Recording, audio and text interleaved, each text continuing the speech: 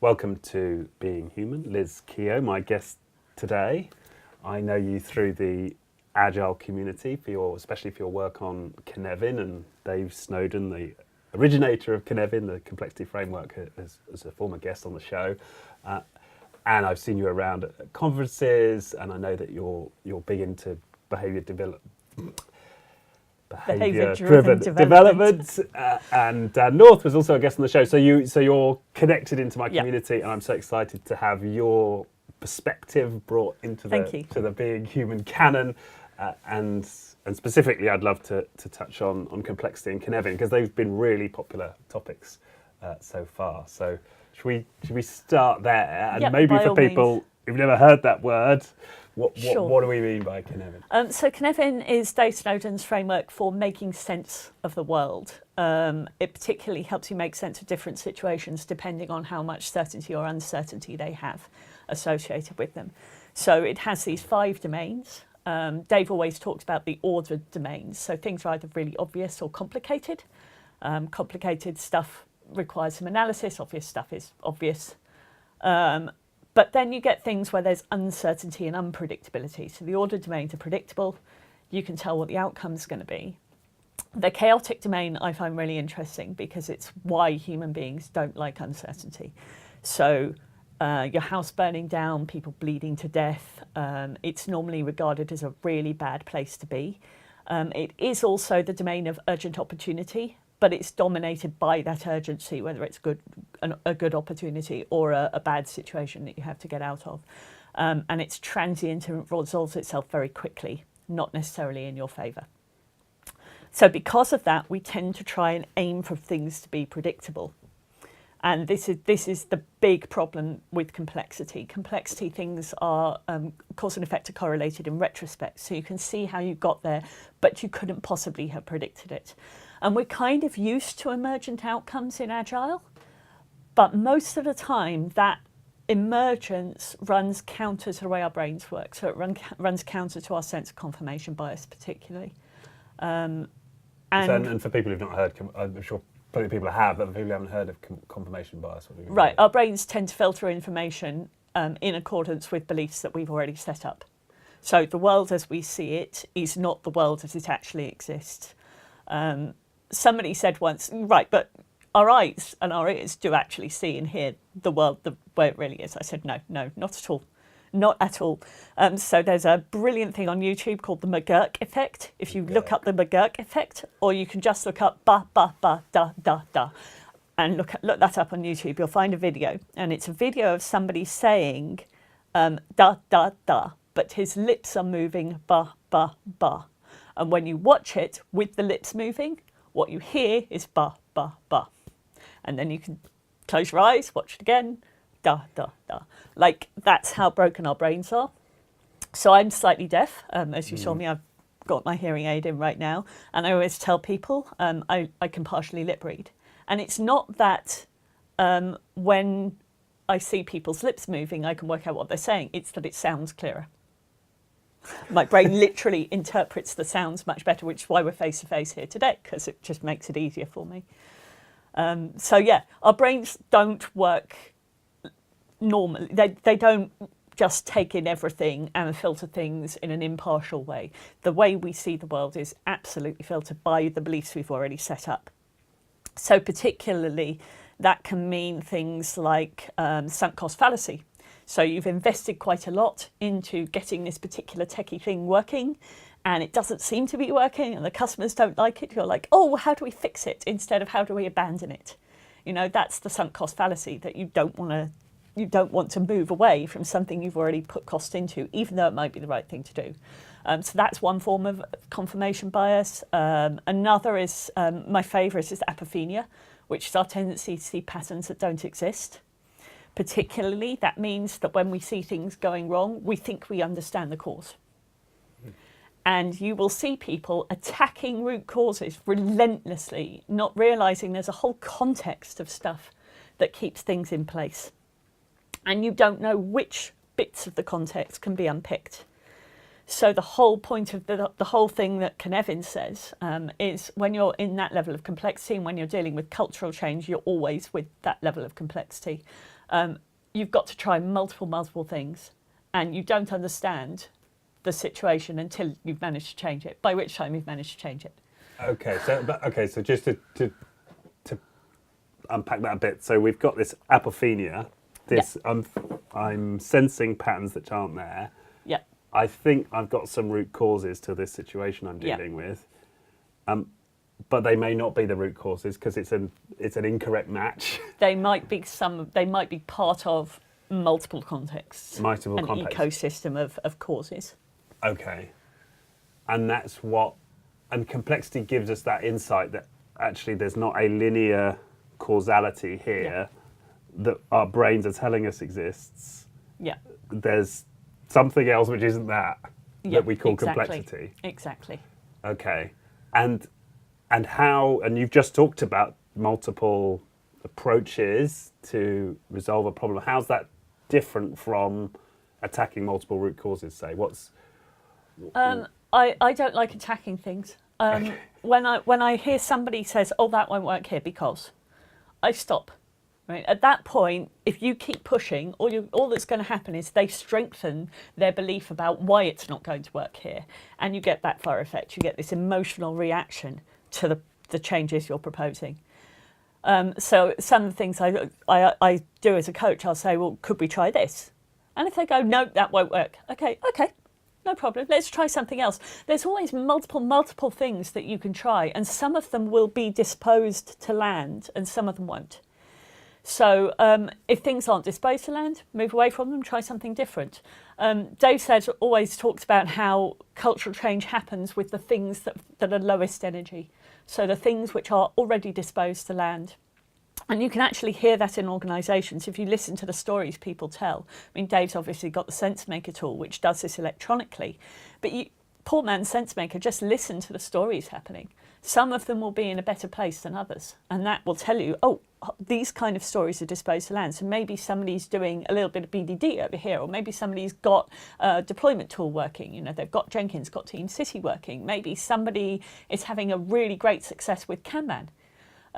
We managed to get, a coach I trained managed to get Kanban working in the testing phase of a 4-year waterfall project. I'm so proud. Like, that's what we mean by making it better, rather than going, oh no, but you must go agile. Going agile doesn't work. It's a big bang outcome driven thing, whereas actually just trying small improvements, and allowing the context to change and emerge, the new context to emerge, generally more successful. Okay, and for non-technical listeners who aren't involved with code deployment or maybe unfamiliar with the idea of Kanban, you're really saying listen for. Well, let's ask you. So when you say disposition, what does that mean? So I asked somebody once, is a football game complex or complicated? And they said, I don't know. I said, well, is it predictable or not? And they said, well, it depends. Are England playing? No. Just because England are disposed to lose doesn't mean they will, right? So that's what disposition is. You have things which are more likely than not. Right. But it's still not guaranteed. There's still no absolute predictability for it. Okay. And so your job, if you're seeking to invite change or promote change in an organisation, is to listen for the disposition of the population. What's going to land? So when you're listening to those stories, what are you listening for? If you're trying to sense, I'm listening for stuff that's already working in small places. Okay. You know, it's what Dave calls weak signals. So things where there's one group over here and managing to do something that I had not expected, and it's better than what most people are doing. So rather than going, oh, this group's amazing, we should push them even further. Let's see if they can. So there's a thing with probes where you amplify them. When you get something working, you amplify it. So I will ask that group, could you do a presentation on it? Can you write something on your intranet? Can you make a poster? How do we get that out to the rest of the organisation? Okay. And I teach the leadership to do this as well. And that's hard because we notice things going wrong way more than we notice things going right. Right, okay. Yeah, that's probably another bias, right? Yeah. Yeah. So there's a couple of technical terms there. So probe and then amplifying the effects of that probe. So let's talk about what kind of like an experiment, but an experiment normally has a hypothesis. We're doing an experiment to see if this thing is true. In coherence, the hypothesis is just an example. It's one example of what we might see. And we might see something completely opposite. We don't know. Coherence is an important concept, isn't it, as part of the probe? Yeah. So let's start with the probe and then move to coherence. So probe, it's like an experiment, but I don't have a hypothesis. I might just cite an example of what might happen. Exactly. So the example is what makes it coherent. We have a reasonable reason for thinking that this might have a good effect. Okay. Dave calls it a sufficiency of evidence to progress. Okay, and why is that better than thinking about doing an experiment? I'm okay when people talk about experiment, just as long as they don't get hung up on the outcome. So remember I said cause and effect are correlated in retrospect? I once went to this particular company and they had a very experimental culture. They liked trying things out. They had this lovely graph on the wall which had these two humps. And I looked at it and I could see there were dates underneath and it went up to about 100 on the y-axis. And I said, is that your bug count? They said, good guess. I said, what happened? They said, well, our bugs were too high. So we thought we'd hire a new person and then rotate an existing team member into just fixing bugs. And the bugs started to go down. So then it was working so well, we thought we'd do it again. So we got another new person on board and rotated another existing team member through for fixing bugs, and the bugs started to go up. Now, remember what I said about people spot root causes? I was like, oh, was that new dev no good then? Like, this poor guy, poor guy, like, I've never even met him. And I've already come to this judgment based on this graph about how good he is. You know, and that bias is already set up. That's how quickly we set up biases. I wasn't even aware that I was doing it. And even when you're aware that biases exist, you're still subject to them. So there am I doing root cause analysis, this poor guy. No, it wasn't the new dev. I went, oh, did the team get complacent? Now I'm judging the whole team. Right? No, it wasn't the team. So I went through all these different ideas, like, well, was it this? Was it this? You know, was the code base too complex? And then, no, they got these big grins on their faces. I said, well, where were the bugs coming from? They said, they were already there. The users had spotted that we were fixing them, so they started reporting them. So they had the complete opposite of what they expected, but it was a good thing. And we often see this in complexity, that sometimes, you know, you'll see the opposite of what you intended. So one of the things that I've found is that once you start getting limited work in progress, so you're focused on finishing things before you start the next things, quite a lot of the time, the cycle time will go up, not down. You know, it'll look like it's taking longer. So cycle time is how long it takes to get something from like when you start when it's ideally in production. Yeah, and it's because people are finally finishing off those things that have been in progress for 6 months. You know, and they've discarded a bunch of others, which also counts. So you see an increase in cycle time before you see a decrease. And I always say, if you want to actually see the real picture, you might want to start look at the cycle time based on when things started, not when things finished, and you'll see that as the things you've started most recently are finishing more quickly. But you know, you've got to have some curiosity about why things are working the way they are. Because you don't get what you expect. When you put policemen on the beat, the reported crime rate goes up because people are more willing to report more crime because they've got a local policeman they can talk to. You often get these side effects. And particularly when I see people put metrics, which are targets on agile transformations, you get all kinds of side effects happening, and they're not always good. Okay, and then that links to what you said about the issue with experiments, having a hypothesis with a fixed outcome. It sounds like that correlates with the problem of having a fixed target. Exactly. But ultimately, what is the problem though? Because, how does that actually cause an issue by having an outcome? It causes an issue because people then start investing in the outcome. Okay. So they'll take something which is perfectly safe to fail, and they'll start putting scaffolding around it. They'll start working out ways to make it more successful. And the more they invest in it, the more sunk fallacy costs they've got, right? And the less willing, and the less safe it becomes to fail. And it gets communicated to everybody, it becomes this really big deal, and then it doesn't work out. And everybody feels really disappointed. Whereas actually, if you just tried something small and lightweight and said, we'd like to try this, it might not work, let's give it a go. A lot of the time okay, that didn't work, let's try something else.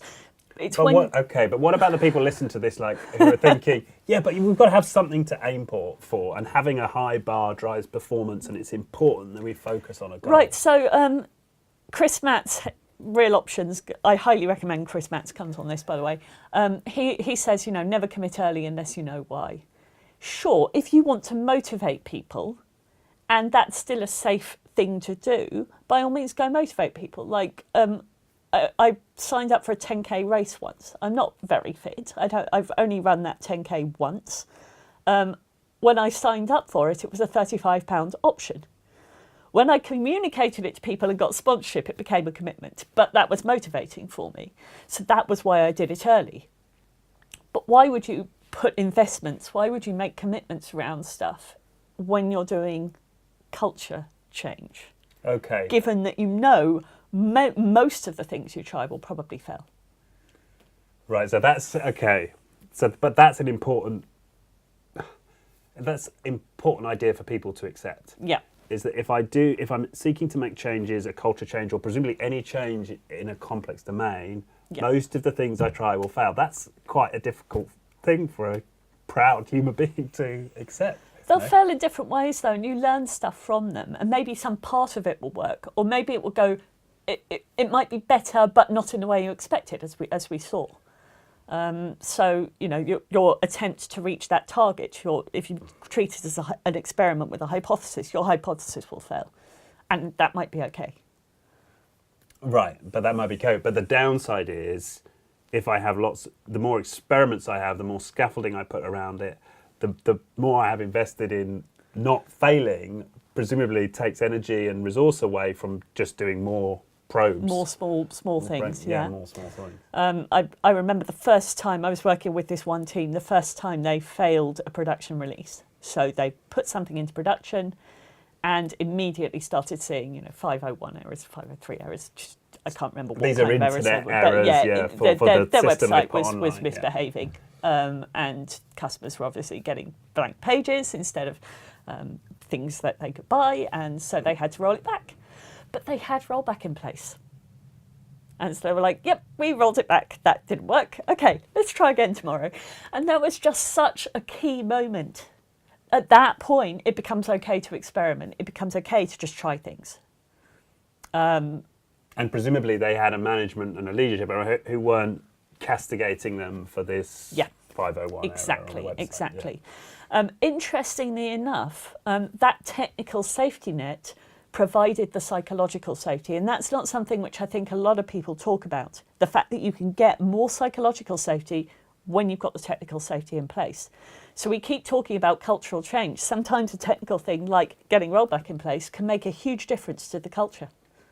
I highly advise it as try and do that. Yeah, that's technical right. Stuff is actually slightly predictable, so it tends to be disposed to land in a way that psychological change, cultural change, normally doesn't. Right. So you're saying there's potentially slightly less complexity when we're dealing with technical systems? Yeah. Okay. Yeah.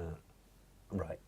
And this is where I get slightly stuck with complexity, is that it's true that some contexts or domains are more ordered, but then there are always humans involved, and humans are complex. So it's like there's always some complexity. Yeah. Which then, at which point you're like, well, why does Cynefin make sense at all? You'll see things like you'll go, okay, let's put this technical thing in place because it'll make a difference, and suddenly all the politics around it will shift. So you'll get people wanting to own it so they can make a name for themselves, and complaining that you're taking their engineers away, and why are we doing this? We tried this 2 years ago, it didn't work. And that's even without Simon Wardley's mapping stuff, where he always says, the thing that you spent money on 5 years ago, custom building, now there's a library which does it for you. And having that conversation is politically challenging. So there's all kinds of politics end up coming into play around that. But you still consider it to be a valid place to think from, even though... Try it. I definitely reckon try the technical stuff. If you can't get the psychological stuff, try the technical stuff. Right. Okay. Okay. There's always multiple things to look at. And this is in the context of how do we enable ourselves to probe in a way that's safe to fail. Yeah. Yeah. So look at the technical and look at the... Yes, look at them both. Look at the psychological. So in the example of that website, to summarise it, there's the technical part of that, which was allowing for a rollback. So that's allowed to go back to an older version of the software, which was working. But there's also having an environment where there wasn't managers and leaders screaming at people for taking the site down. No. I mean, there's a high level of psychological safety in that organisation anyway, compared to most. But yeah, the rollback made such a difference. Such a difference. I mean, this has changed the way I live my life. We were talking just before we started recording about my boyfriend, Darren. We're currently doing an experiment called How Small a Flat Can We Live In? It's not working. It's not working. But it's great because we're finding out what we do need. So, you learn to try things that you wouldn't even dream of. But you don't have an easy rollback. Do you have a mansion in the country you could roll back to? If it's we're renting. Okay. We're renting. So you've made it safer. Yeah, we've made it safe. Right. So we didn't buy, but we're now thinking of maybe buying a place. So when we do that, we're probably going to either rent in the area or just stay in a hotel for a few nights and try out what would it be like to live in this area before we make the big commitment of buying something. Okay, yeah, no, that makes sense. And the other thing you talk about in terms of working out whether you're in a more ordered space or a less ordered space is this idea of asking questions, right? You've got these 5 questions. Oh, right, the 5-point scale, yeah. Right. So new stuff that you've never done before, you're always going to make discoveries around it. So it's generally complex. So I ask, who in the world's ever done this before? So 5 is nobody in the world's ever done this before. 4 is somebody's done it, but not in this organisation. 3, somebody in the organisation's done it or we have expertise available in a different way. 2, somebody in the team's done it. 1, we all know how to do it. And it's the 5s and 4s you've got to watch for. The 5s might not work at all. The 4, somebody's done it, but you don't know how. You don't know what they had in their context, what capabilities they already had that enabled it, who got fired for taking too long, what regulators came out that would work to stop them. It's still going to be a really high discovery space. So I just use that as a guide for helping people work out. It is just a guide, it is approximate. But if you've never done it before and you have no access to expertise, you pretty much have to treat it as if it's complex. Right. So your level of expertise will dictate how ordered the context appears. Have you done it before, and how similar is it to this thing is to the thing you tried before? The thing you've done before. I remember David Anderson always said you can turn a 4 into a 2 just by poaching somebody from the other company. And it's like sometimes that's the cheapest thing to do, because then you've got somebody on the team who's done it before. Right. Okay. And that's what's interesting, isn't it? Because there are two dimensions to this, because there's the level of almost inherent complexity, the level of inherent order of whatever the context is, and then there's one's understanding of the order. Right. And is it like a function, like X times Y? Kind of, yeah. I mean, Simon Wadley's mapping turns out to have a huge amount in common with Cynefin. So the way he draws it, I'm going to do it in mirror for the people on the camera. He always says, you've got your custom builds, Genesis stuff here, so ideas about what could we do, and then you custom build, and then it becomes a product, and eventually that product becomes commoditized. So he said that's happened with computers. We were custom building computers, and then there was a product. I remember I had a BBC B, and then it became very commoditized. Everybody's got computers, we've got them on our phones, and now computing power is commoditized. So things like AWS, it's available. We don't need to own our own service anymore. They'll have that. Amazon will take care of that for us. And Simon talks about how you should not, as an organisation, be owning your own service anymore. You should be looking, because Amazon can make those savings at cost of scale. But they can do it because it's really, really well understood as a problem now. It's super, super stable. So that's that movement from complexity, not understood, emergent outcomes, all the way across what Dave calls the liminal threshold, where you're trying out one solution. You're still iterating towards it, but you're not running multiple things in parallel, expecting them to fail anymore. You reckon it's going to work, but it's finding out how. So you're on that boundary between that complex and the complicated, and then it's understood, and you've got expertise in it. It's GPS systems, you know. I don't know how a GPS system works, but I can go get a function somebody wrote off the internet, and that's great. It works, you know. I don't need to have that expertise anymore because it's a product. Okay. Somebody else has it. They'll sell it to me. Sweet.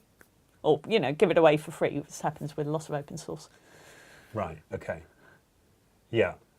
But coming back to trying to get my head around this is, in that scenario that you've described, it sounds to me like you've described a increasing quotient of human understanding of a particular domain, and I suppose the humans engaged in that domain have changed it somewhat, but the level of order may not have changed. Like the underlying nature of that corner of the universe is still just as uncertain. Well, complexity only exists because fundamentally the universe continues forward. If we could understand all of the context and model it completely accurately, we would have that predictability. You know, but the universe wouldn't become more ordered. Exactly. So our understanding of it. And I think it was Simon who said the accurate model of France is France. That's how big it would have to be. So we can never model everything exactly. We can never have complete understanding of our context. That's why complexity exists. And chess games are a really interesting one to think of. Are they predictable or are they not? And because of the number of possible combinations of moves, they end up being complex. Even though there's actually reasonably tight constraints on that board. You know, the fact that there's so many pieces that can move in so many different ways means it ends up being complex. Right. Which is actually a nice analogy, because when you think of most of the business environments we're in, they're easily as complex as a chessboard. Yes. There's easily as many actors, and they've got easily as many options for movement, you know, many more times one expects. So, yeah, okay, that's nice. We simply, as humans, cannot hold the whole thing in our head. Yeah. Computers, they can look a very large number of moves ahead, but I'm pretty sure even the best chess-playing computers can't hold the whole game in advance in their heads. You know, they're not going through a sequence and going, this is how I can predict I will win. They have to learn strategies just like people do. Yeah. And heuristics. And when you work with teams who are looking to apply this understanding of complexity, is that where you start? Is it the 5-point scale, or where do you... generally teach them Cynefin with some examples so that they have some understanding and they think of their own examples. When I do the workshop, it's quite interactive. They come up with their own examples. There's a beautiful thing called 4 points contextualization, which Cognitive Edge teach. It's on their site, it's one of their methods. And Mike Burrows, he's Ask Blake on Twitter, he runs Agenda Shift. Yeah, he has a great way of eliciting stuff to populate that with clean language questions. And with those ideas in place, you can then go, okay, well, where's the boundary between the complex and the complicated? So I normally get people to do some exercises like that, and then I teach them a 5-point scale, and then we think about the requirements that we're working with, which are generally, you know, there's generally some aspects of requirements in software development which are well understood. It's not like cultural change where everything is generally weird. So logging in, we know how logging in works. You know, it's predictable. That new website that you're building, that brand new UI that you've never shown to a trader before, they might have some opinions on that. They might have some feedback for you, and it might not work for them. And we've had that actually happen.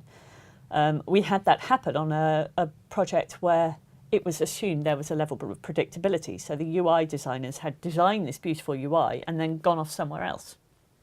So we didn't have any UI designers anymore. So we did what you should never ever do, which is got the devs to design something, because what we had wasn't working for the traders. But 3 of us independently came up with different designs. This is what Dave calls the shallow dive into chaos. I didn't know that term, but I did know concurrent set-based engineering, which is one form of that. So you separate people to come up with ideas on their own, because in chaos you act on your own. You know, always put your own mask on before you help someone else. Whoa! So what's that? That's from the airplane. You know? Okay. So when you're in chaos, oxygen when you've got an emergency situation, that urgent, we've got to do something right now thing, people act as individuals. So the idea of a shallow dive into chaos is you separate people, and if you've got a lot of people, you separate them into small groups, and you try and make those groups as diverse between the groups as possible. So you put all the testers together, all the devs together, all the analysts together, all of the managers together, and you get them to come up with the ideas. And that way you get the widest variety of ideas, and then you bring the ideas together to work on them. It's the same kind of thing we do when we do silent work in retrospectives, and we get people to write on Post-its before we go, okay, what went well, what didn't go well, because it stops people biasing each other. Okay, but it also gives you a multitude of probes that you can then exactly potentially go forward with simultaneously, all of them. Exactly, yeah. There's a little bit more formality that Cognitive Edge do around, so Cognitive Edge is Dave Snowden's company, that they do around the probes. They do a thing called ritual dissent, where you present the probe to a competing group and they rip it to pieces. And they're meant to be very mean about it, and you have to have quite a robust personality to go through that process. Okay. And why that? I mean, why the ritual humiliation versus getting feedback? It's not ritual humiliation. It's checking to see that the probe has a way of working, has a way of succeeding, and you'll know it's working, a way you'll know it's succeeding. If it works, you are going to be able to amplify it and make sure it carries on working. If it doesn't work, you are going to be able to dampen it and mitigate the effects. And it's got to have that coherence, that realistic reason for thinking it's a good idea. Okay. So those 5 criteria are what they evaluate it on. Okay. But obviously they're taking your idea, which you come up with, and they're telling you why it's not a good idea. So that requires somebody who's prepared to receive that feedback. But from that, you refine the ideas until everybody goes, yeah, okay, let's do it, you know, and that's how you get good, solid probes that you can try. I found that if you just want to try something lightweight and it's already got some disposition and everybody says it's okay to fail, just go ahead and do it, you know. Okay. I'm much more lightweight in my So there's approaches. a judgment about how rigorously to expose your potential probe to critique. Yeah. Okay. And actually, as I reflect I'm generally on that, working with a few people that I know fairly well, so the feedback loops tend to be in place already. Dave, when he does it, he's working with entire countries' populations, you know, so it has to be a little bit more rigorous, I think. Okay. But isn't that... So the fact that you asked yourself, could this work here? Is there a downside of that? Is that you then can't be entirely curiosity driven? Because what if you were just like, actually, I believe the chances are this isn't going to work here, but I want to do it anyway because I'm curious. Does it sort of preclude those types of probes? Not at all. If it's safe to fail, it's okay. Okay. Yeah. So even if it doesn't seem coherent particularly, you still might consciously choose to go ahead anyway? Yeah, absolutely, absolutely. And real options is to some extent based on this, that you may deliberately take paths which are failing as well. So the example we have that is the Brickell Key Award. So David Anderson has this big conference in the US that he does every year, and this one year he had this award he wanted to give out, and they had a short list of 6 people, and they needed to narrow it down to 2. But the people who were voting were very, very highly paid international consultants all over the world, and they couldn't do it by Skype. They had to be in the same room. The only day they could get them in the same room was the Monday before the conference. Conference starts on the Tuesday. The award ceremony is on the Thursday, and the lead time for getting the crystal trophies engraved with the winners' names is 4 weeks. So they made 6 trophies, knowing that they were going to demolish 4 of them. And as they eliminated people, they broke the trophies. Okay. There was a rumour that Chris Matts was running around that conference with one of these in a bag going, anyone want to see what an expired option looks like? But yeah, so deliberately opening up options that you know you're not going to use or that you might not use. Okay, and that's part of the philosophy here. Yeah. This is good. This is going to seem to a lot of people listening highly counterintuitive. It's very counterintuitive, yeah. It's completely counterintuitive because we like predictability. We don't like failure. Failure feels wrong to us. We get negative chemicals when we think we failed at something. We get a big buzz of chemicals, really good, serotonin, some oxytocin in there. And all of that good stuff happens when we succeed. And we go, oh, we succeeded. Interestingly, it also happens when you nearly win, which is why gambling is so addictive. Because even nearly winning, you get the same buzz. But when we fail, it's all suppressed and we don't feel good. So we are self-incentivized to go and find things that we know are going to work and not do the things we know might not or won't. Right, okay. And so is the coherence test a way of giving us a little bit of the good juice to know, well, it might work? Well, it makes no sense to do something that isn't coherent. So the way I always ask for coherence is, can you give me an example where this works? And if you can't think of an example, chances are good that it's simply not going to work. Like, you have to be able to think of at least one scenario in which it works, which can include learning something from it. I was reasonably sure that flat experiment was not going to work, but I knew we were going to learn something from it. And it was okay for it to fail. Right. Okay. But that takes something. So I think there is something about a somewhat special human quality here that's required to take this approach. Yeah, it helps that my partner also knows Cynefin. So. Right. We sort of knowingly accept some bad vibes, potentially, for going forward in this way. Yeah. Right. And it is counterintuitive. It doesn't play into our desire to find the patterns. Yeah. Okay.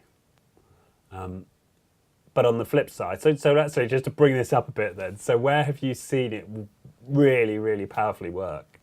Like I said, that team that had the rollback in place, that was really, really good. Just having that culture of being willing to try things out. And I've seen the culture of that particular organisation change as they started taking this journey. They're willing to try things. They're willing to go, okay, we said this thing, it hasn't quite worked. We'd like to try something different. So having the management own up to things not working that they've tried is just such a change from most management, where they go, no, but we're doing this agile transformation and we shall keep going down this path until everybody is doing stand-ups. It's like, well, maybe they're not doing stand-ups because they've got some other context. Maybe they're not doing stand-ups because they're all on Slack so much they don't really need a stand-up to share what's going on. Have some curiosity about it. Yeah. I saw one place where they put a metric in place that said, you will be class agile level whatever if you release at least every 2 weeks. And this one team, great, we are releasing at least every 2 weeks. We are agile. They said nothing about the stuff they weren't releasing and how much that amassed, not released yet, was growing because it wasn't being measured. Perverse incentives, side effects that are unfortunate. So be careful of the targets. Don't make them targets. Make them things you're measuring. Indicators is a good word. I like the word indicators. They're indicators of progress, but you can't make them targets. And is that something to include in your probe, an indicator? Yeah, you have to have a way of knowing it's succeeding and a way of knowing it's failing. Yeah. But bear in mind that you might see the opposite and it might also be good. So you do have to be curious about these things. It's almost bank on them. the curiosity manifesto, isn't it? Yeah. Right. No, I can see that. In fact, and it reminds me of the one of the scientists who developed the CRISPR gene editing technology. Talked about the paucity of curiosity in the sciences, because they discovered gene editing by studying. I think it was the reproduction of bacteria. I mean, something completely obtuse, and they were just curious about it. Or so she tells the story. Oh, what's this? This is interesting, and happened upon gene editing. Well, no, it wasn't. It was the immune system, the way the immunoresponse actually of bacteria. I think. Yeah, I mean, a lot of scientific discoveries have come about as a side effect of things. So X-rays. Somebody accidentally radiographed a film. I think it was Edison's film got made white. From a radiation source, and from that they discovered X-rays. My favourite story is always the little blue pill, and I always tell people, you know what the side effects of Viagra are, and if you don't, check your spam folder. They will tell you at length. But the interesting thing is how they found out, because normally at the end of every trial they go and get the extra pills back. Nobody was giving their pills back. And having that curiosity about what's going on there was how they discovered the other side effects. It was originally marketed for hypertension. And actually I think I've heard Dave Soden talk about that, is you've got to do the probes, but then you've got to be tuned in. You've got to be listening for what emerges. Yeah. And that's something important to consider. Yeah, and you get side effects. So I always think of things in terms of capabilities. What are we as an organisation? What is a team? What is this system capable of doing? Amazon obviously did that. They're not just a bookseller anymore. AWS was something they were capable of offering to people, and they can think laterally like that. So what else have you got? There's a company called, I always tell the story of this company, Ludicor. They had this big online game called Game Never Ending. They wanted people to come play. And they managed to get this bit of the game where you shared screenshots working. But then a .com crash happened and they had to go repurpose it to make some money. So that became Flickr. So instead of sharing screenshots, you're now sharing photographs. And again, they tried to get this game working. Again, they managed to get the admin tools, messaging tools, working behind the scenes of the game for the admins to talk to each other. And again, had to repurpose them, and that became Slack. So you have these side effects when you look at what capabilities could we use for something different. Yeah. And Simon Wardley talks an awful lot about that. Right. Isn't that the acceptation thing where yes, it is. Dinosaurs had acceptation, the using feathers something for the purpose and then for which it was not intended. Yeah. I've got my failure of focus talk as dinosaur themed. It's one of my favourites because I love dinosaurs.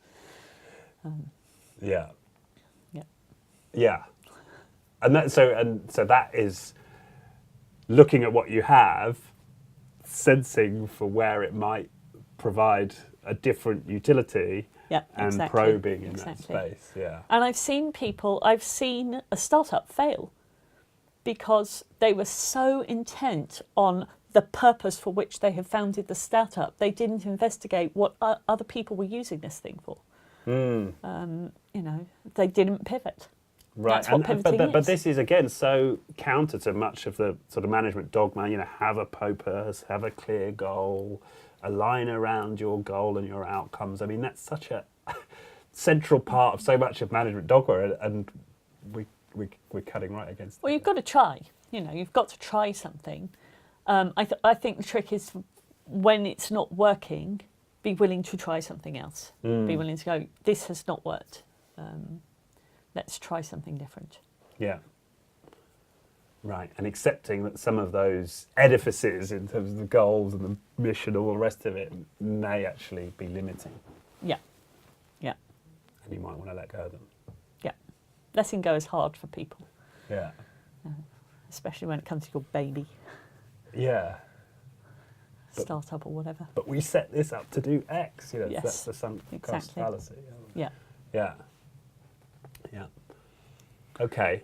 I'm not sure how we quite segue into this, but we did discuss earlier about one of the other, a couple of interesting articles on your blog is around your own experiences with harassment and your reflections on the MeToo movement. And I've just found it such powerful writing, and I'm sure others who know you may have seen those articles. So I wanted to just give you an opportunity to talk a bit about your perspective. So the reason I wrote it is because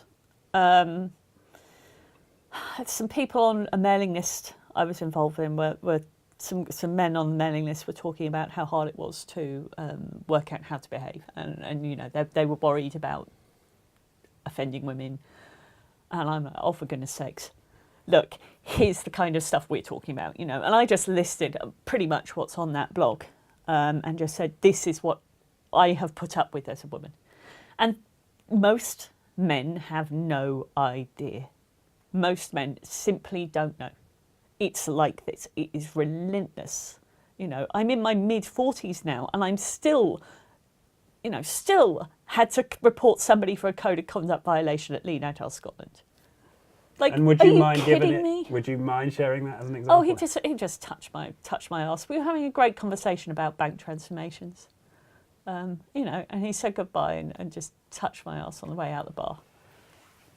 And I, because I knew, and this was a good thing, because I knew that they had my back, the organisers were very adamant about their willingness to support the code of conduct, I felt able to immediately have a go at him and tell him that was not okay. And he did apologise. And I made him apologise more soberly to the conference organisers the next day as well, because it was their conference that he had done that at. It was their social event. His wife was standing right next to him. They were both quite drunk. But yeah, so it still happens. It still happens all the time. I am actually going to share something which is not on that blog. It's not just the men. I have actually been punched in the back of the head by another female speaker at a conference who was also drunk. You know, a lot of these things seem to involve too much alcohol. And yeah, she punched me in the back of the head because she wasn't being listened to. So she is now, she promised me she wouldn't go to any more conferences. I think she has lapsed on that promise. But yeah, she's now banned from Nordev, so she will not be going back to Nordev again. I will be at Nordev later on this month. Okay. But she is now banned. Yeah. So yeah. So it's not just a med. Right. And that's okay. Code of conduct is for everyone. Yeah. And I said, and I can't sit here and not share. So I've you've got a confession. Yeah, I've got a make, confession. So and this is again drink related. So I was out on a social event with work colleagues, although it wasn't a work-sponsored event, and I grabbed a female colleague who was actually more junior. I grabbed her ass, and yeah, and as far as I was aware, that's the only time in my career that I've done anything that would cross that line. But it's just reading it has me reflect on, yeah, just how different that experience is for women. Did you apologise to her? I didn't apologise to her, and I haven't apologised to her. Do you want to apologise to her now? Well, I'm not. I don't want to name. I'm struggling with this. Do I want to bring it up? Do I want to name her? Do I want? You know. I'm sure if she's watching, she knows who it is. So maybe just say sorry. Sorry. Yeah. If you are watching and she knows who it is, but it's. I think it's. You know, I suppose my feelings about this is I think what's happening with this movement is a lot of us who are prepared to open our eyes to it and hear what the women are saying are being confronted with the reality of the female experience. And of course I can't live it, but I think there's something that's happening that men are being forced to listen in a way that hasn't been true before. I will say, not every guy in the world has grabbed women's bottoms, right? No. So you are actually a small minority. Yes. And I'm sure that you appreciate that behaviour is not okay now. the problem is that, so we talked earlier about the fact that I am a free will skeptic. It's nature and nurture. And we have had an environment in which men have grown up thinking that was okay, that was an okay thing to do. It was never okay. But I'm inclined to be forgiving of people who have grown up with that and then recognise that their behaviour is not good. So I am generally not naming names because most of the time those people have apologised and have said, really sorry I treated you that way, you know. There have been a couple of instances. The guy who made the Rohypnol joke at BDD London has not apologised to me, even though he had multiple opportunities to do so.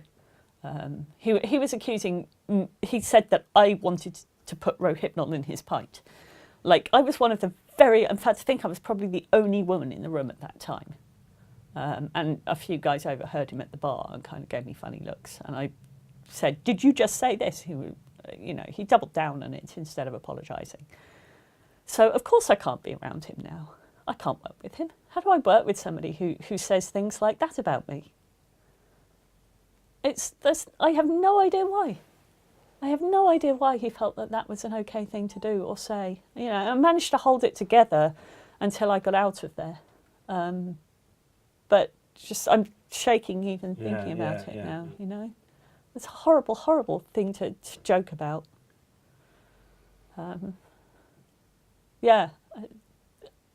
Weird. Just a weird thing to joke about as well. And it's not the only instance of what I will call creepy behaviour that I've had from him. So I no longer associate with him. Right. Yeah, because the other part of this is, what is the right course of action? That's not an easy answer, is it? I mean, I didn't name names on the MeToo blog. I will probably not name names except in private. I think that there's the court of popular opinion is probably even worse than the actual justice system. There's a point at which you've paid your penance and it's done. That never happens if judgment comes through social media. So I'm reluctant to name names on Twitter and what have you, just because I think it never goes away when you do that. And there have been some instances in the press where people have apologised ages ago for opinions they held. There's the host of the Oscars, who would have been hosting the Oscars, he actually apologised for making those remarks ages and ages ago.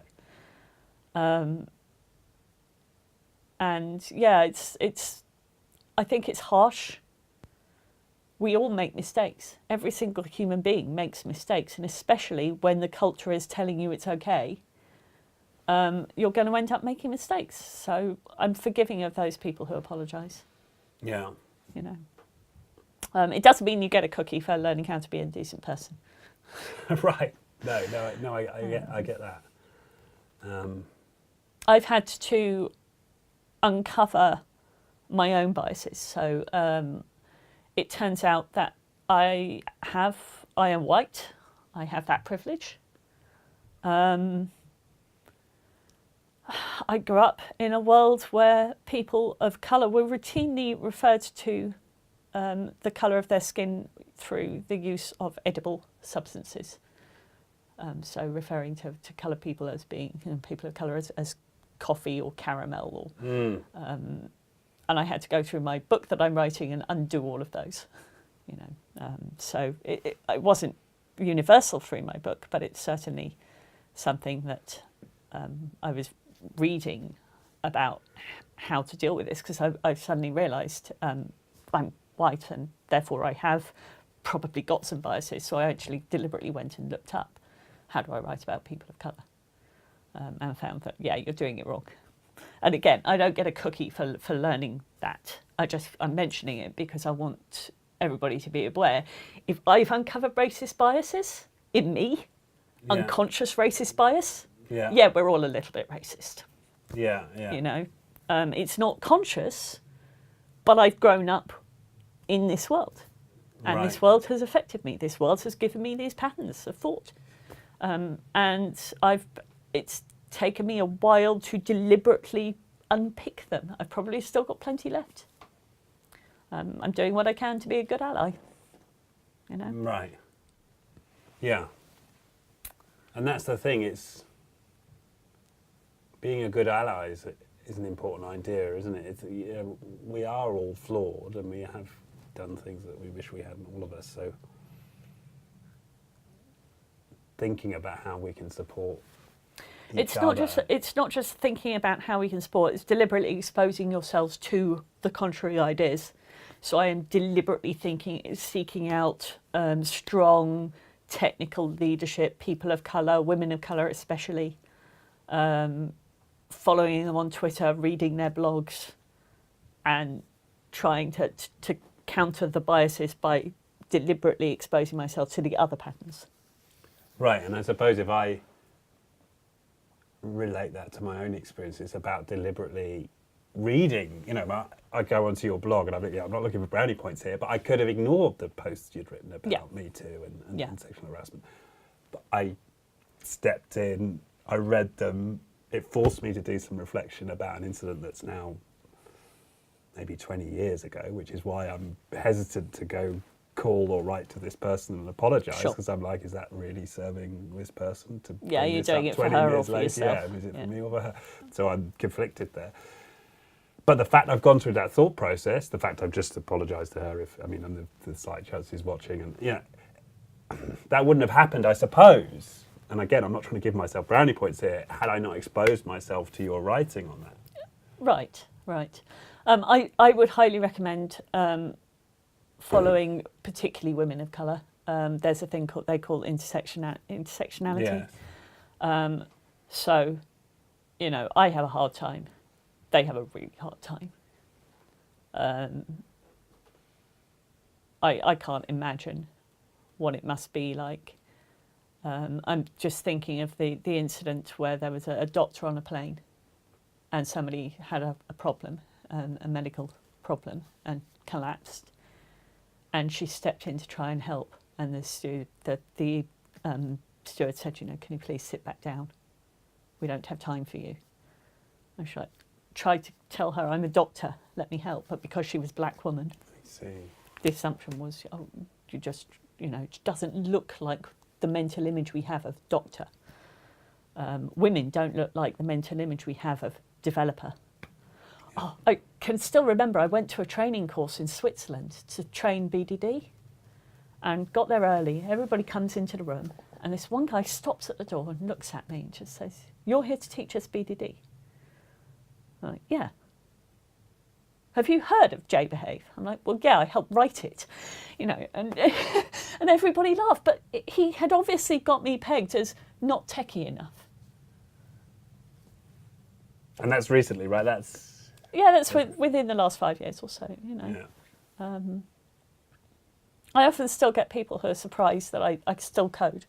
I do still code. I've got an active GitHub. I've got a toy project that I'm working on that I'm hoping will actually make a difference to some people in a small way. I'm mostly doing it for fun, just to keep my hand in, but, you know, I'm still technical. Right. But we talked about biases, but that's probably is playing on, I think it's representation bias, isn't it? When we assume that somebody belongs to a particular group or not, based on particular characteristics of that group. But I mean, you get people saying, well, you don't look like a developer.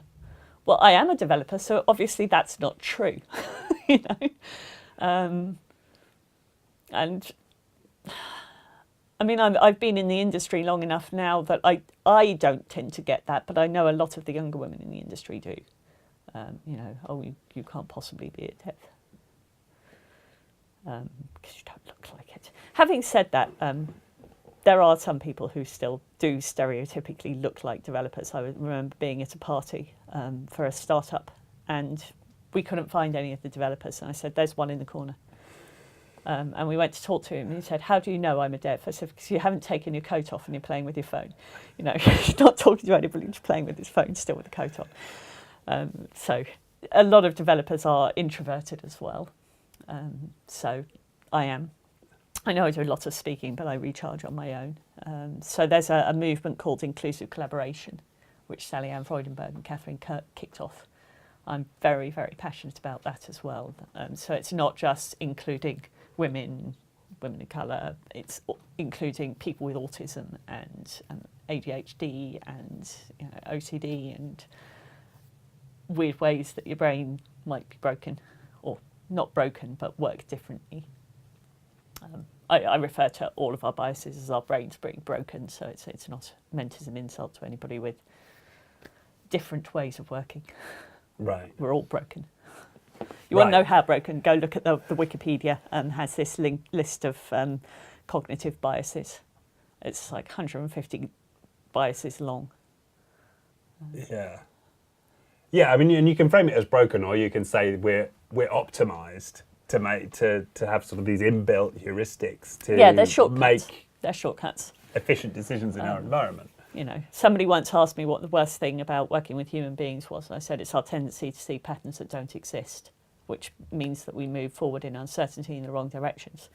I said, what's the best thing? I said, it's our ability to see patterns that don't exist so that we can move forward in uncertainty. Otherwise, we wouldn't move at all. So it simultaneously hinders us, but it also helps us as well. Yeah. But of course, when you're dealing with stereotypes like colour or gender, you have biases that you grow up with. So, yeah. I can't speak passionately enough about unpicking those. Limiting beliefs are another one. We grow up with limiting beliefs as well. I can't do this. Changing those can be pretty powerful. Yeah. And I think, and certainly the way that I approach this is to, as much as possible, focus on the individual and inquire as to the individual. And it's almost impossible not to. Of course, we've got these biases, even though we know we've got them, we can't stop them. But to come at it to take an interest in the individual. Yeah, I'd actually go wider. I would look at the context. I had somebody emailed me and said, Liz, I hope you don't mind. I just wanted your opinion. Would this be an okay slide to put in a conference deck? And it was a picture of a woman surfing in not even a tiny bikini. It was a kind of sports top and bottoms. The thing is that for most people, when they look at that, they'll treat it like a professional athlete. She's a professional athlete, obviously doing professional athletic stuff. Do you want it in a conference slide? Goodness no, because I don't want to be the person sitting there when the guy next to the speaker says, oh, Liz, when are we going to see you dressed like that? And I pointed this out to the guy and said, oh, sugar, I don't think that way. It never occurred to me that somebody might think that way. Of course not, because if you're the kind of person who behaves properly, you don't encounter it. But we do. So you have to think not just about, is it okay from my perspective and their perspective, but is it okay given that there are some arseholes, if you'll pardon the language, in the world, both male and female, But that raises a question: do you modify your behaviour to account for the 1% of arseholes, or? Yeah, don't put women in vulnerable positions. When you look at the slides you're about to include in the conference deck, it's not just about would I treat the woman properly? Am I treating this woman with respect? Will other people also then treat other women with respect? Yeah. So generally, just if you have to ask, the answer's probably no, it's not a good idea. Right. If you want to be safe. Yeah. Yeah, okay. Or you want me to be safe. Yeah. Even better. Yeah, right. If you want the environment to be safe for those in it. Okay. And I can almost hear the people saying, yeah, but come on, where does that end? We can't prevent offending. Where does that end? Because there's a risk almost with anything that you might offend somebody. Yeah, sure. There's a risk that you might offend people. I have been propositioned at conferences many, many times. Men interested to know, would I like to go out with them? The times when it's been okay is when it's been safe for me to say no. So as long as I still have my options, I'm all good. It's when people take those options away and they take my choices away from me that it becomes not good. Yeah. So it's impossible. I don't want the human race to die out because men can't talk to women anymore. That would be awful. But at the same time, I want there to be choices available. I always say evil is just taking people's choices away from them, so that you get yours and they don't get theirs. And when that becomes unbalanced, it's not good. So making sure that people still get to have their choices. That's essentially what we're trying to do. Yeah. Great. I mean, great. That sounded a bit flippant. I mean, great in the sense of what you've done has made me think. So, that incident you mentioned 20 years ago, you took her choices away. Yeah, absolutely. Yeah, she was in a run with it. And bodily autonomy is your choices. Yes. I have the choice to do with my body what I choose to. Yeah, no, I can see that. Yeah. And I think exposing ourselves to the stories so that we understand when we've done that. And this is all of us. When we understand it, we've behaved in a way where we've eliminated choices, or we've had people feel disempowered or lacking in autonomy, is really important. And actually, when you think about it, that's a theme of a lot of the business conversations, is about how do we give people autonomy and freedom to choose and options and a sense of being free to be who they want to be. Yeah. And so, sometimes it can be the right thing to do to take people's choices, or to make a very pointed suggestion. Dave talks about coupling and containing constraints. So a containing constraint is where you surrounded people, they can't get out of the container, but a coupling is where you point them in a direction. So you're creating a disposition. So I told you to say sorry. I didn't give you choices there. Okay. But it gave me the choice. It gave me more options, because otherwise I couldn't have got past that. Oh, I see. Unless you heard the apology, it would have been difficult for you to continue the conversation. So that was a coupled constraint. Yeah. It was for my benefit, because it gave me more options. Okay. Though I hope that if the lady in question doesn't hear it, maybe some other women will realise that it is making a difference. It is making people who've maybe made the occasional mistake think about that and think about the environment in which that mistake happened. And certainly for me, drink was a major factor. I mean, I only behaved in that way once in my life, as far as I'm aware, and it was one of the occasions in my life where I was the most drunk I've ever been. So, for me, it was in some way. I don't want to go there. But I like my wine. I do like my wine. I like to drink. I would hate to not be able to party anymore. But I think if you're the kind of person who behaves badly, maybe consider not doing that. And what's your take on female response? Let's just focus it on that, on the sexual harassment. Is there a responsibility for women? Is there something that women should be accountable for in those scenarios? Supporting each other, mostly. Somebody said to me once, it's not a competition.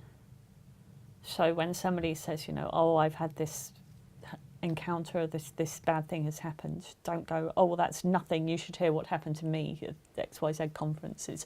It's not a competition. Every person encounters things in their own way. I've again had to learn. So a thing that I did, which was wrong, was to equate some aspects of racism with some aspects of sexual harassment, and racist incidents. And honestly, they're not equatable. They're just not. Some of the ways in which we deal with them might be. So we can talk about allies, we can talk about bias, we can, that's human things which are common between them. But I cannot, in the same way that you cannot imagine the perspective of a woman, I cannot imagine the perspective of a person with colour. I've grown up with the privilege. So I have to accept that there's only so much I'm going to be able to do. I think we women do have a responsibility to women of colour to particularly promote and help them, because my MeToo blog, my pain, means that somebody's now paying attention to me, and because I'm white, they will pay more attention to me than they will women of colour, you know. So that's the way it works. Why we've got majority white people in technology, so most people are going to be able to understand my pain a lot more than women of colour. So, you know, my pain does take away a little bit from theirs. So it's on us to make sure that their voices are also heard. We do have that responsibility as women, for sure. I also do have a responsibility because I used to hate this. Oh, I'm this poster child for being a woman. I hated that. I'm like, I'm a dev. I'm a BDDer. I don't want to be seen as a woman in IT. But then somebody pointed out that actually the girls growing up who want to look at computing, they need role models. They need to be able to see women in tech having fun, doing great things. And that's made me go, okay, all right, well, I'm prepared to have these conversations then. I'm prepared to put myself on a panel about sexism. And actually, I don't feel like a feminist. I'm only a feminist because I want to code, I want to do tech, and this stuff keeps getting in the way. But I am willing to be a role model for any girls growing up. But you're a bit more than that, because you are talking about Me Too. So in a sense, I mean, whether that's being a feminist or not, I don't know, but you're certainly doing more than just telling the world you're a coder and you're female. But honestly, the only reason I talked about the Me Too blog is because I want to do well in tech. I want to be a coder. I want to be an agile coach. I want to be a consultant. I want to transform organisations. And this stuff keeps getting in the way. I don't want to have to talk about this stuff. I really don't. It just keeps getting in the way. Most of the women who talk about this stuff, nobody wants to do this for a living. You know, there's another goal that we're trying to get to, which is we're treated equally, we're treated with respect. I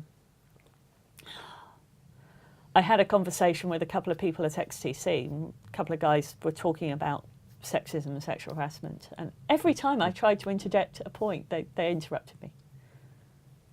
And they were very excited about it, you know. It's obviously alcohol as well. So they kept interrupting me, and I said, hey, all right, this is really interesting. Can I just stop you and ask, what have I said in this conversation? And they were like, oh, should I? Then thinking back, they realised they'd interrupted me. And then we went downstairs and joined some other people down at the table. And it was the theme of the evening, so they were having a similar conversation. And they got to watch, as every time I opened my mouth, somebody interrupted me. Every time. And they were just sitting there just going, because they had never seen it. They had never seen that. But it happens all the time. No. Sometimes it is wrong. I think one of the best ways of telling whether a group is getting on well or not is people talk over the top of each other.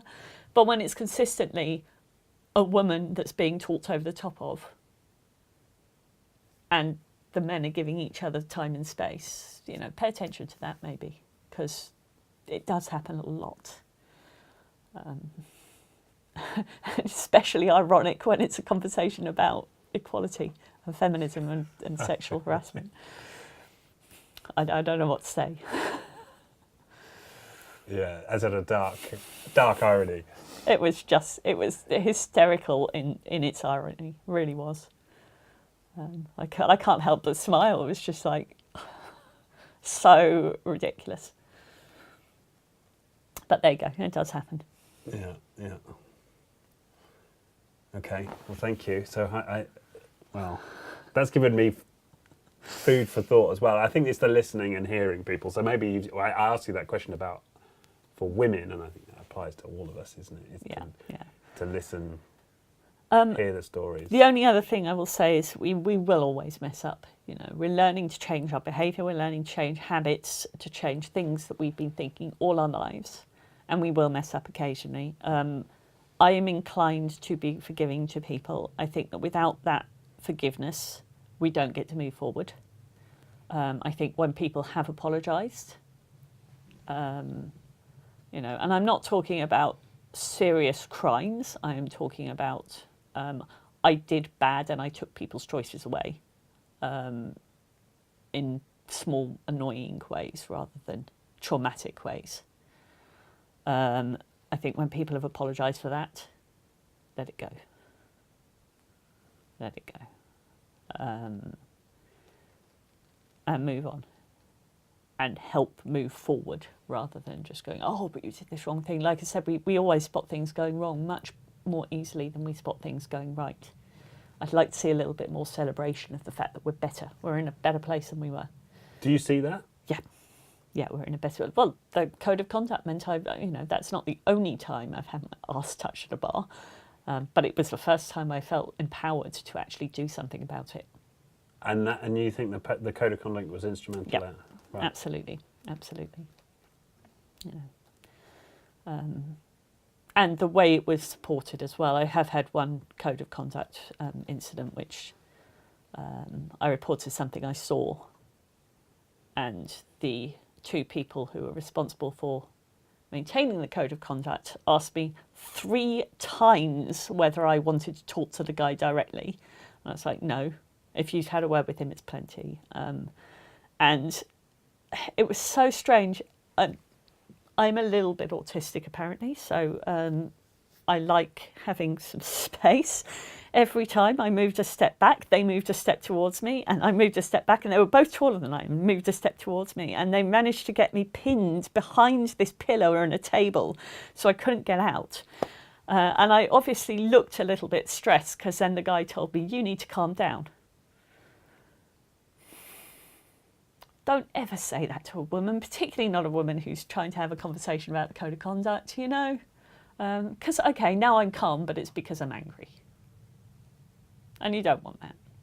And I probably won't go back to that conference again, and that's a shame.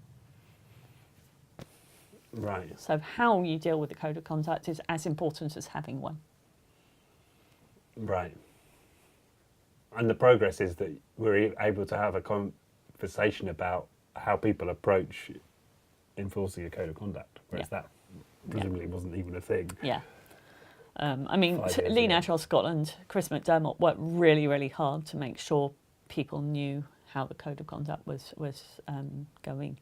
And also don't necessarily leave it for the person to work out what the punishment should be. If somebody has violated the code of conduct in an egregious way, be ready to throw them out, you know? Don't say, do you want me to throw them out? Because then it makes me the bad person. Right. I don't want to be the bad person. I've just been the hurt person, and I don't want to be the bad person, you know. By all means, listen to what I want, but if you are an organiser, be ready to make the decision yourself. Right.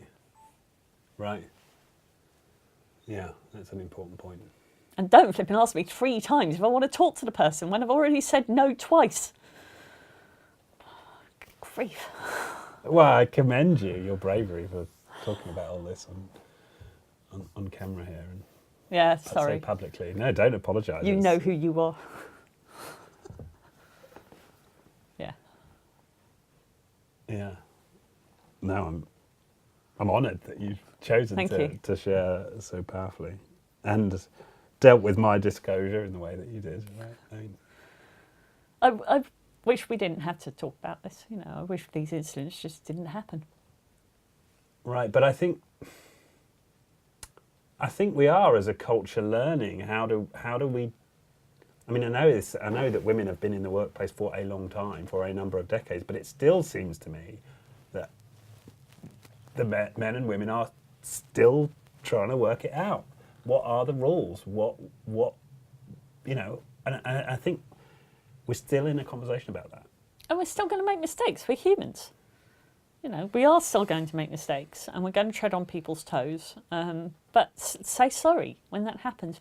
Well, the urge to double down, you know, resist that urge to double down. Learn to say, yeah, I messed up, sorry about that. I think it's so vitally important. Like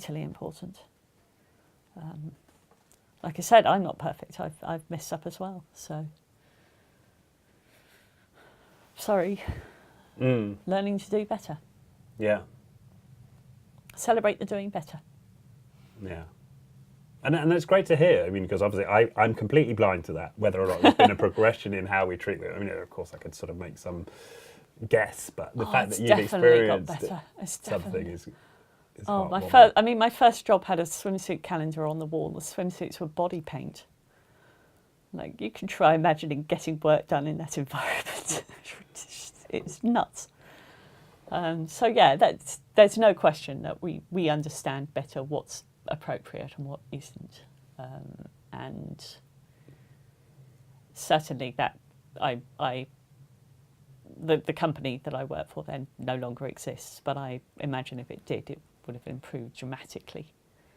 It's been sold, so I imagine that it's a completely different culture now. The other thing, it's like Moneyball. You ever seen Moneyball, the film? Or read the book?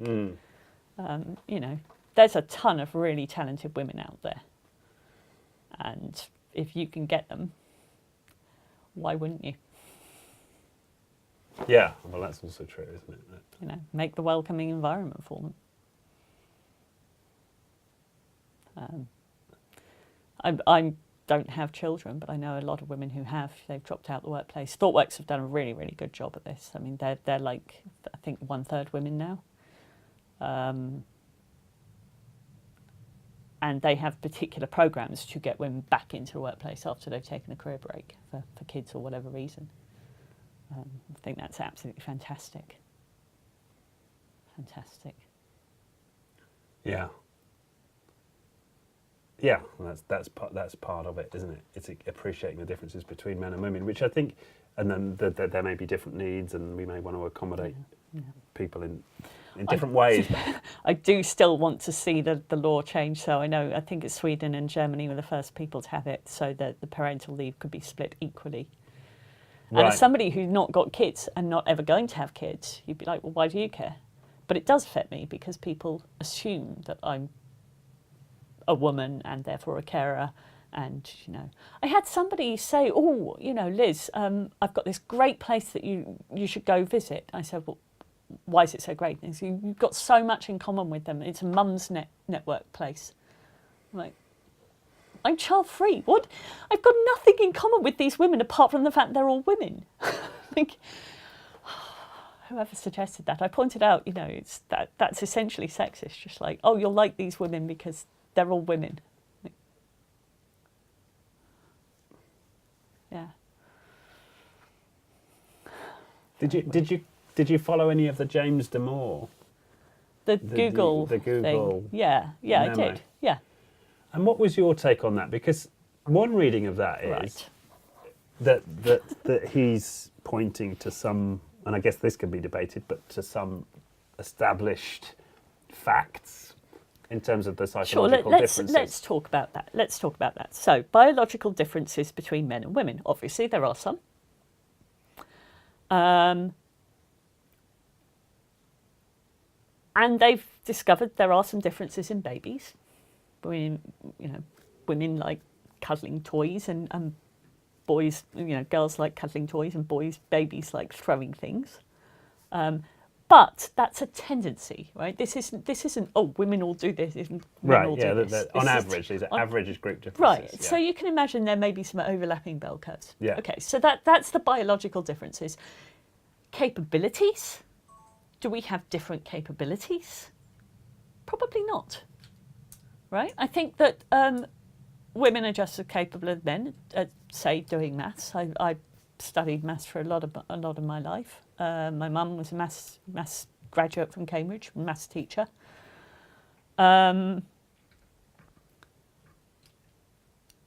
Capabilities at somewhere like Google, given what you have to do to get in there? No. Right? The women at Google are just as capable as the men at Google. Yeah, yeah. Like, why would you even think anything different? And there's so few women there as well. Like they don't have ThoughtWorks 1/3 female. Just so, yes, there are some biological differences. No, they're not relevant. And that, you know, even if they were, a hell of a lot of coding is actually talking to people and the soft skills, not just the hard technical stuff. And that's even if there were, which they're not. Like, our capabilities are just as we're just as capable as the men.